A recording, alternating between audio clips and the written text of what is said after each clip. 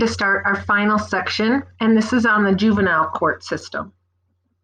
So the juvenile system was specially designed for troubled youth younger than 18.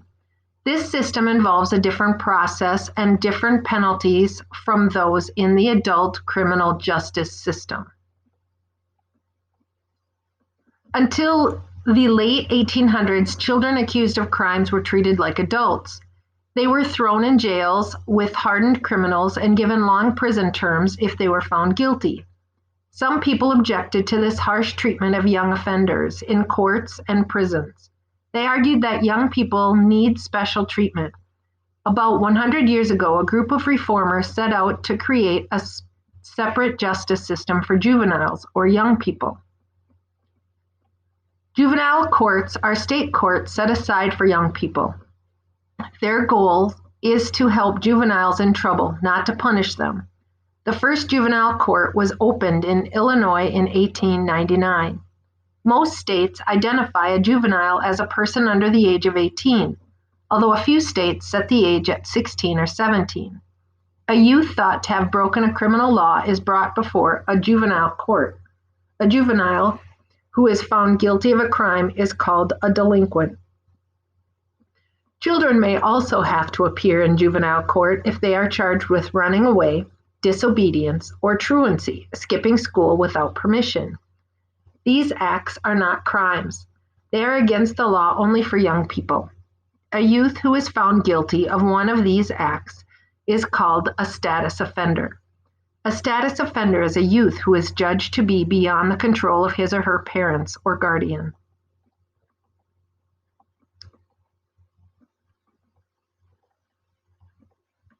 Juvenile court procedures. Suppose Jenna Williams, a 16-year-old girl, is arrested for shoplifting makeup. The steps she goes through are different from the ones for an adult charged with the same crime.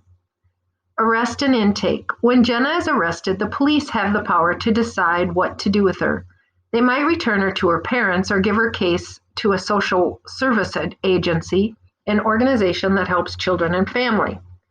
In Jenna's case, the police do not send her home. Jenna has been charged with shoplifting before, and she has a history of running away from home. For these reasons, the police take her to a county detention home or a juvenile hall. Next, Jenna goes through an informal court process called intake to decide whether her case should be sent to juvenile court.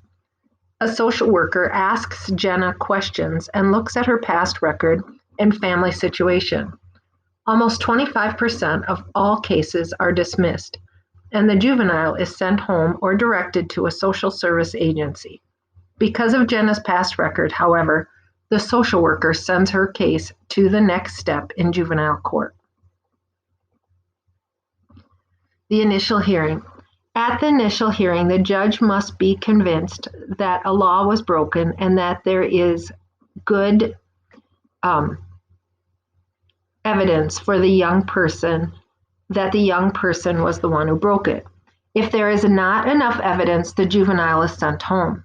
The judge hearing Jenna's case decides that there is probable cause for or to believe that Jenna stole the makeup. The judge sends Jenna back to juvenile hall. The adjudicatory hearing.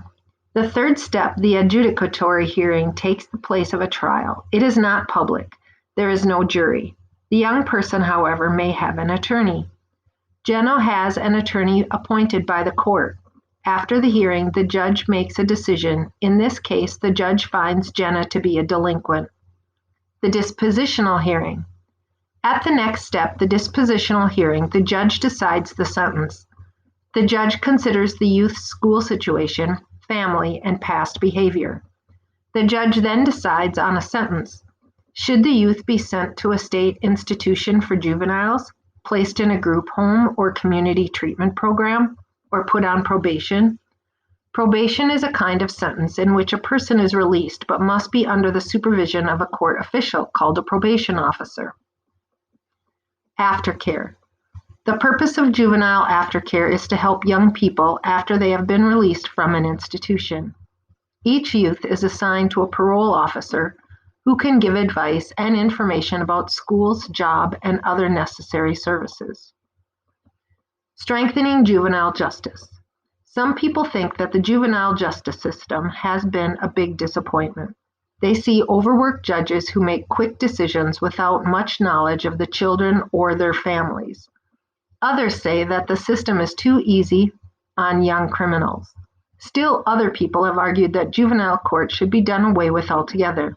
It is in the best interest of a young defendant, they say, to go to trial in a criminal court. There, the defendant's rights to due process have much stronger protections.